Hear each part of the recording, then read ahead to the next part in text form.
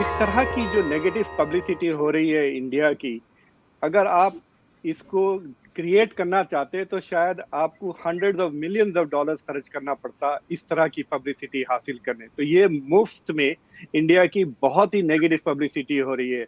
India का international image as a civilisation, India का international image as a democracy, India का international image कि एक बहुत ही प्लूरलिस्टिक और टॉलरेंट सोसाइटी है, ये सारे जो इंडिया ने कई हजारों साल से ये इमेज बना रखा था, सोने की चिड़िया वगैरह, ये सारा इमेज एक किस्म से खत्म होते जा रहा है इस तरह से।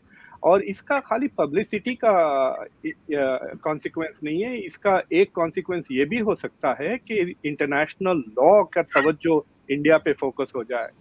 अभी रिसेंटली यूनाइटेड नेशंस और दूसरे दीगर जो इंटरनेशनल ऑर्गेनाइजेशन है जो ह्यूमैनिटेरियन कॉजेस पे नजर रखते हैं, उनमें एक नया प्रिंसिपल पैदा हुआ है जो शायद इंडिया में अभी लोगों को पता नहीं है। इट इज कॉल्ड R2P, यानी रेस्पॉन्सिबिलिटी टू प्रोटेक्ट। तो ये बात यूनाइटेड नेशंस ने इख्तियार कर लिया है कि हर मुल्क को रिस्पॉन्सिबिलिटी है, जिम्मेदारी है कि अगर किसी दूसरे मुल्क में माइनॉरिटीज पे जुल्म होता है या रेसिज्म की वजह से उन पे जुल्म होता है, तो हर मुल्क की ये रिस्पॉन्सिबिलिटी है कि वो एक्चुअली इंटरवीन करे इस मसले पर। तो ये दुनिया में, यानी अगर इंडिया में अगर यूं कहिए कि जेनोसाइडल बातें हो रही हैं और जेनोसाइड की तरफ सोसाइटी मूव हो रही है, तो दुनिया के सारे मुल्कों की ये जिम्मेदारी बनती है कि वो इंटरवीन करे।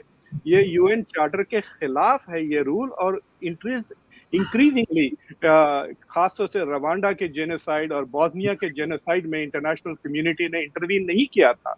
तो इस बार जो ये रूल जो बना है, तो मुझे लगता है कि अगर इंडिया में इस तरह के बातें आते रही और इंडिया की हुकूमत इस तरह के जो मूवमेंट्स है, ऑर्गेनाइजेशंस हैं, लोग हैं, अगर उनके खिलाफ अगर वो इंडिया की गवर्नमेंट कार्रवाई नहीं लेगी तो इंटरनेशनल सोसाइटी मजबूर होकर कुछ ना कुछ करना पड़ेगा। तो एक चीज हो सकती है कि इंडिया एक अनटचेबल नेशन बन जाएगा दुनिया में। जी, क्या ये एक ध्वनि निकल रही है अंतर्राष्ट्रीय प्रतिक्रियाओं से कि भारत में माइनॉरिटीज सुरक्षित नहीं है, माइनॉरिटीज पर हमले हो रहे हैं, उन्हें दोयम दर्जे का नागरिक बनाया जा रहा है और एक तरह का फांसीवाद रास्ते आ रहा है?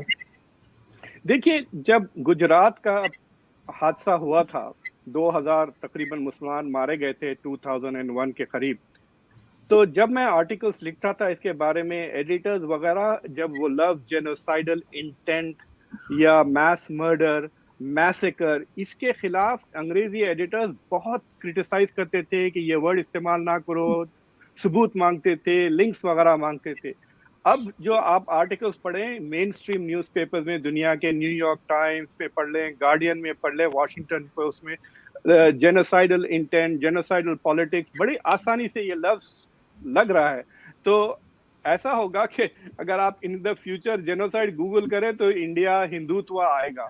और मैं एक बात आपको ये भी बता दूं कि ये जो कॉन्फ्रेंस, ये जो कन्वेंशन हुआ है, ये एक सियासी कन्वेंशन नहीं था, ये एक रिलीजियस कन्वेंशन था। यानी जो इन द पास्ट हम जो तमीज करते थे कि Hinduism is tolerant but Hindutva is genocidal, लेकिन यहाँ पे तो हिंदुइज्म की जो कॉन्फ्रेंस थी वो ही जेनोसाइडल है। This is not political convention, ये रिलीजियस है। तो ये तो it is going to be very dangerous.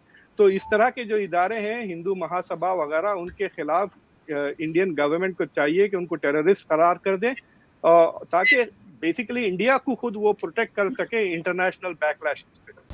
सत्य हिंदी का ऐप डाउनलोड करें गूगल प्ले स्टोर पर।